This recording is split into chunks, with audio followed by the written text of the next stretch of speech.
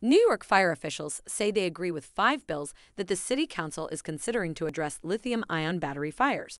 The council did not vote on the bills at a meeting Monday, August 15th. A new citizens group calling for solutions to the charging fires held a news conference before the meeting. New York City Council proposes to prohibit the assembly and sale of refurbished or second-use lithium-ion battery.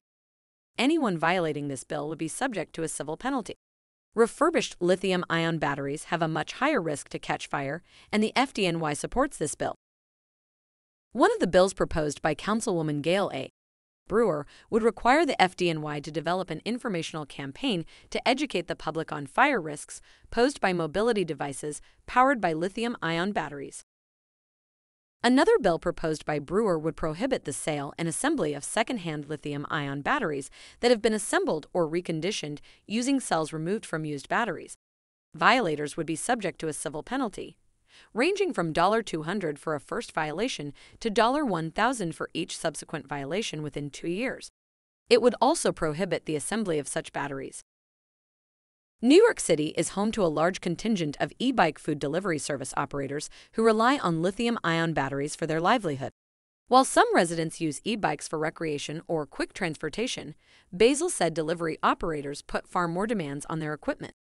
The bikes are getting a beating out there. This is not a recreational item people are using for a couple hours. This is something that's being used 16 hours a day on city roads with potholes in all sorts of weather with road salt on it. This may be a contributing factor. That's what our Marshall investigations are trying to get additional details on. Lithium-ion battery fire safety has become a serious topic for the city after incidents have steadily risen in the past few years. So far this year, FDNY said there have been 191 fires and 140 injuries, and 6 deaths from lithium-ion fires in the city. Councilwoman Joan Ariola, chair of the Committee on Fire and Emergency Management, said the city is on track to more than double the number of lithium-ion battery-related fires from last year and quadruple the number from 2020. On Nov. 5, FDNY responded to a high-rise Midtown Manhattan fire caused by an e-bike catching fire, Curro said. 38 people were injured. As of today, we've experienced as many injuries, deaths, and fires related to lithium-ion batteries as we have from the previous 3 years combined, he said. Powered mobility devices are commonly stored for charging near the entrance of the home or apartment. That means when the fire occurs, that fire will be between the occupants and their exit to safety.